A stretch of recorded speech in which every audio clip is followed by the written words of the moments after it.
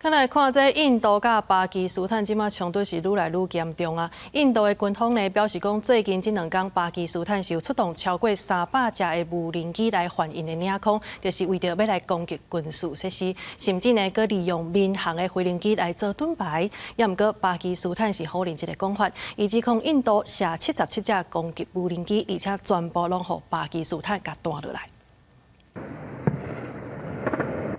夜空当中传出炮声，各出现爆炸火光。印控克什米尔地区车到半暝各做着攻击。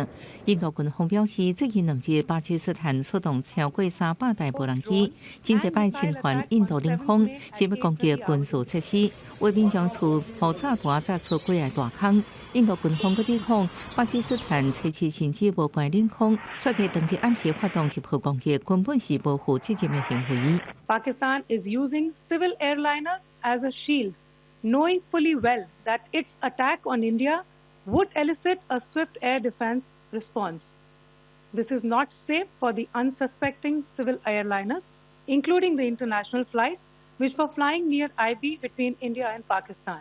学者分析，印巴冲突进入新的局面，上海无人机精准度会决定掌控战场的能力。巴基斯坦军方出面反驳发射300-400架无人机的讲法，佮反抗印度发射77台以色列制造的无人机，而且全部拢被拍落来。Anything it will leave a electronic signature one. We have all the records of the airspace. That what goes there and what goes from here to there and what comes from there to here, and it's all time stamped. So we are pretty confident once we say that nothing went from here.